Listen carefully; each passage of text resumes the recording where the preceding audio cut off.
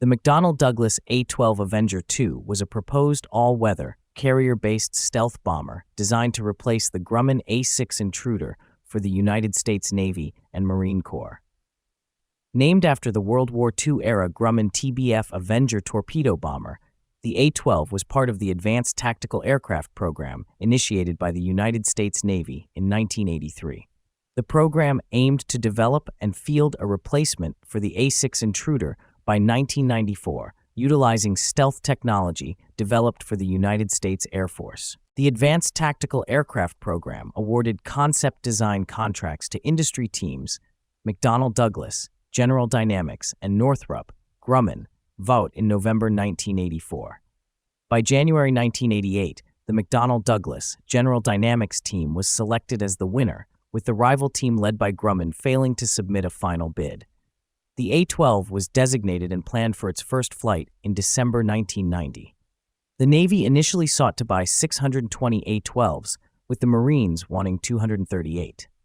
Additionally, the Air Force briefly considered ordering around 400 A-12 derivatives to replace the F-111 Aardvark and British Panavia Tornado fighter bombers.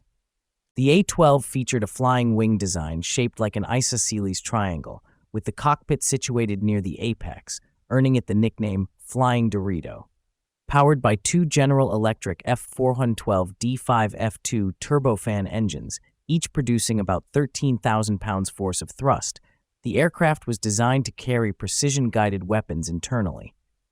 Its weapons load included up to two AIM-120 AMRAAM air-to-air missiles, two AGM-88 HARM air-to-ground missiles, and a complement of air-to-ground ordnance in an internal weapons bay. The A-12 was also claimed to be capable of delivering nuclear weapons. However, the A-12 program faced significant challenges, including cost overruns and delays. By early 1990, General Dynamics and McDonnell Douglas revealed delays and projected cost increases due to late requirement changes impacting the composite design, leading to a 30% increase in aircraft weight.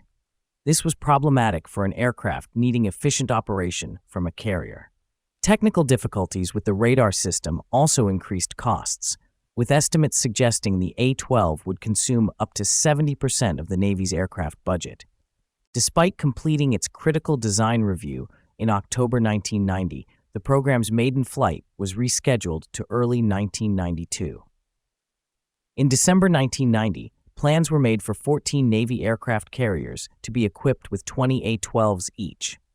However, a government report in November 1990 documented serious problems, leading Secretary of Defense Dick Cheney to cancel the program in January 1991 for breach of contract. The government sought the return of most of the $2 billion spent on A-12 development, leading to years of litigation. After the A-12's cancellation, the Navy opted for the FA-18E F Super Hornet to replace the A-6 Intruder and F-14 Tomcat. The Super Hornet uses the General Electric F414 turbofan engine, a modified variant developed for the A-12. The full-size A-12 mock-up was revealed in June 1996 and later transported to the Fort Worth Aviation Museum in June 2013. The cancellation of the A-12 is seen as a major loss for McDonnell Douglas, leading to its merger with Boeing in 1997. Litigation between the contractors and the Department of Defense over breach of contract continued for years. In June 2009, the United States Court of Appeals ruled that the Navy was justified in canceling the contract, requiring Boeing and General Dynamics to repay the United States government $2.8 billion. The companies appealed, and in May 2011, the Supreme Court set aside the appeals court decision, returning the case to Federal Circuit Court. The case was finally settled in January 2014, with Boeing and General Dynamics agreeing to pay $200 million each to the United States Navy. The A-12 Avenger II remains a notable example of the challenges and controversies surrounding military aircraft development programs.